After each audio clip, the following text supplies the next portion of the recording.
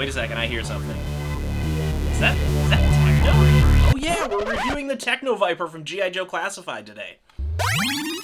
Apart from having one of the coolest names, there's also a lot of cool design with the Techno Vipers. Very much reminds me of a Stormtrooper, but for Cobra. Some pretty interesting things here design-wise, and I like the use of the color purple because Dr. Mindbender on my shelf has been getting pretty lonely, being the only one sporting a true royal purple. So what do you say? Let's get this guy out of the box. We'll talk about him, we'll pose him up, and I'll give you my final thoughts. How does that sound? But first, let's just get a quick overview of the box before we tear into it.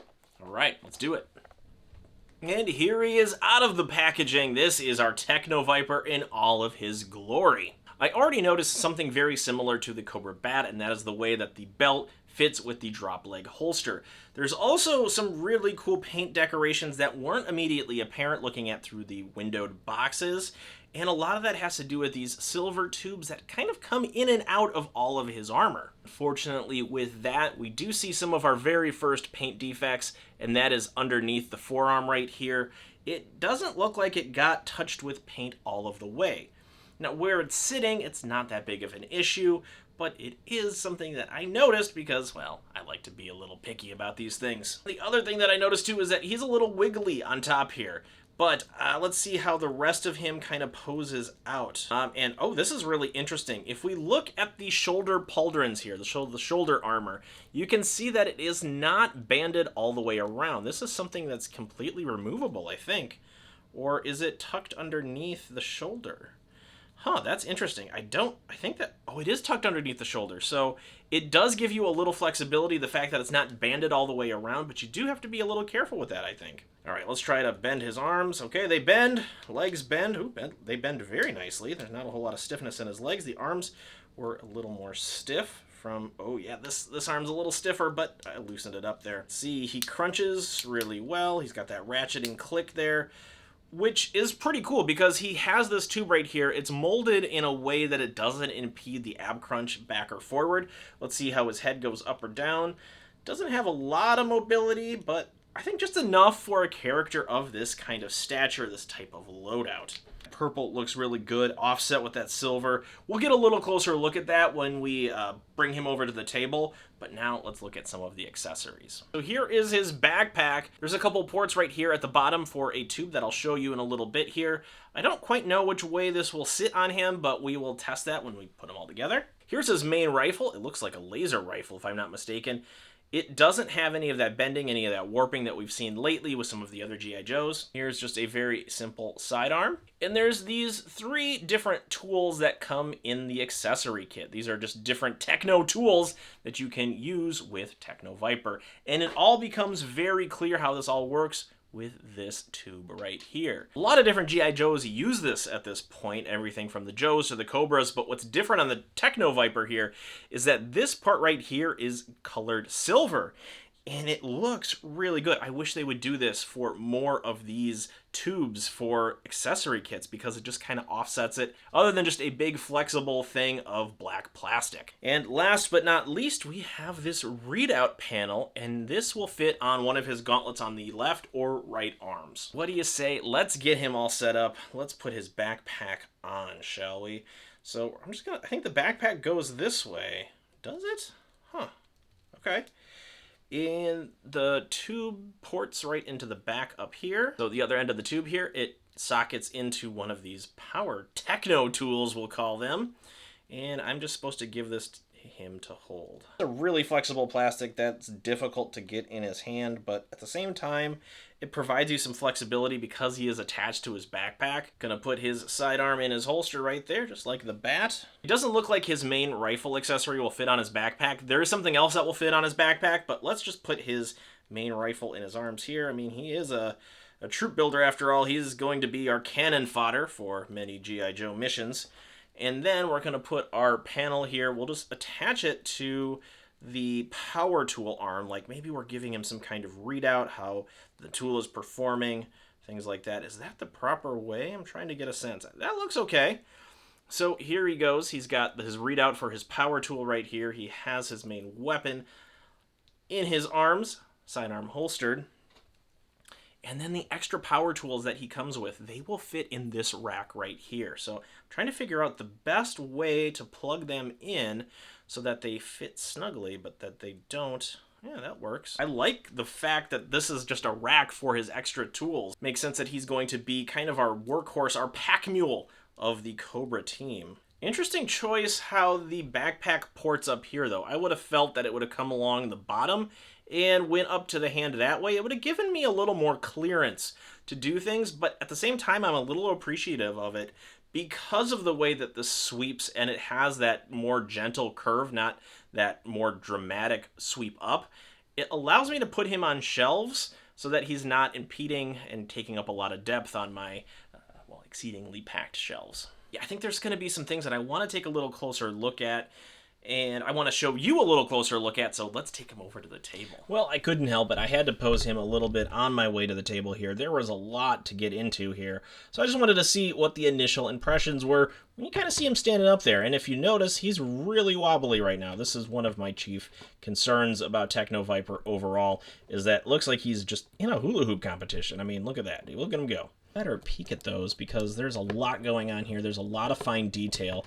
And to appreciate Techno Viper and everything that's going on with him, we have to see those up close and personal. So to start with, let's look at these data pads on his arm.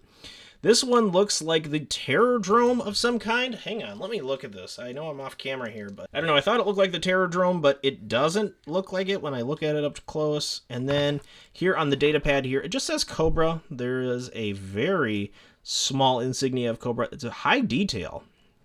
They did some really great work with the paint on this. And while I do have praise for the data pads on the gauntlets here, I'm not so as forgiving with the chrome paint along the body here. There's just something about it where it looks like there's areas where the paint got missed, and it really breaks the effect. It breaks the illusion that there's all this conduit running across the Techno Viper. Now let's get a closer look at these pauldrons here. It gives us a good range of movement. It doesn't constrict us too heavily because these are able to flex in and out. But whether or not the shoulder is just going to pop off at some point and never to be found again, that's something I worry about long term, because this guy eventually will jump off the shelf, because that's what action figures love to do for some reason. And I won't know what happened to it, maybe. And initially, I thought this was all black pauldron, but this is a darker royal purple, and that looks good offset against this lighter royal purple. Let's take a look at some of his accessories. Here's the backpack. I'm still kind of confused at the orientation of this. I thought it might go this way, but the peg, I don't know. I think the peg situation, that's really strange. I think it works. I think it works this way with the hose connecting up top here.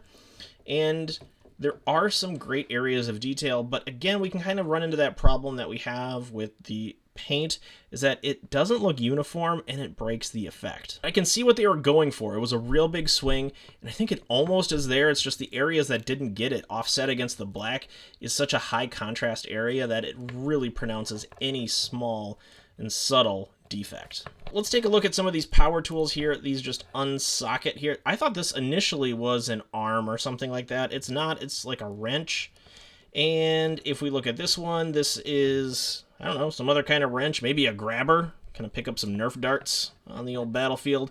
And this one's like a power hammer. It's very cool. I like this one. Maybe we will switch to this one and see what that looks like. And the fact that you can do it all in the backpack. Do you see how easy that was? That was super cool. I like that. Let's take a look at this up close. Really hard to see. It looks like there's a Cobra logo on there. I don't know if anybody can make out anything in particular. I can't. And then here's his main laser weapon. Here's his sidearm. These all look great. You know, I'm conflicted about this guy. I think I'm going to have to get him in some cool poses, and then we'll talk about him in some of my final thoughts. How does that sound? Ready? All right, Techno Viper lift off. Woo!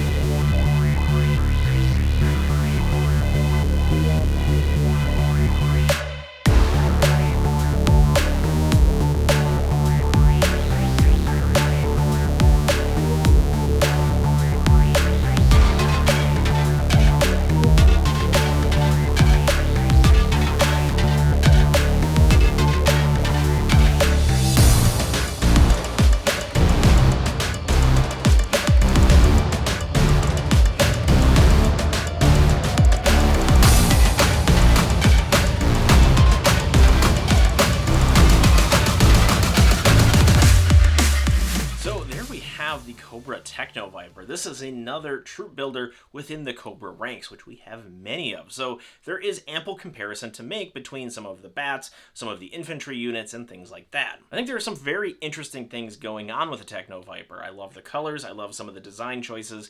I like the fact that they infuse the word techno within the Techno Viper. And it's accentuated by some of the digital readouts as well as the projection blast effect, I guess we'll call it, that make him a really interesting figure to pick up and look at. Whether or not you want to include him into your own personal collection is a matter of a few things. My particular Techno Viper had a really wobbly waist. It almost looked like he was doing a hula hoop competition when I was trying to pose him. The other thing too is that the chrome paint looks good in spots and it doesn't look so good in others. It was a very high risk, high reward scenario. I think the Cobra insignia, the paint applications on the helmet look really well, but some of the areas with all the tubes or conduit, whatever you want to call it, didn't always get uniformly touched with paint. In those areas, it does look kind of sloppy. The Power Techno tools are a really cool concept, and the fact that they all nest in the backpack is a really great feature. So you can put everything on your Techno Viper and display him. You don't have to worry about the accessories. Which, hey, when that works in G.I. Joe Classified series, it is amazing. The Techno Viper leaves me conflicted of sorts. On one hand, I really like the design. I really like the direction and aesthetic that they were going with the Techno Viper,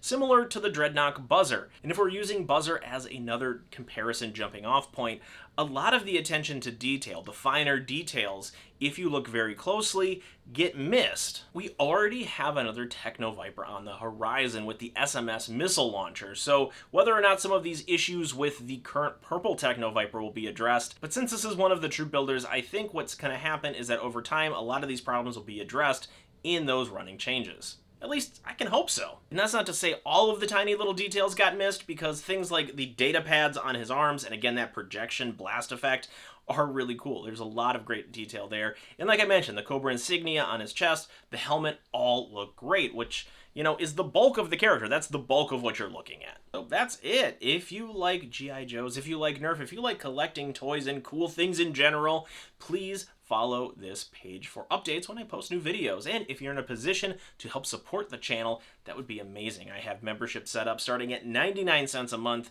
You can help fund future projects and all kinds of other cool collectibles that I can talk about. All right, thanks for watching. See you next time.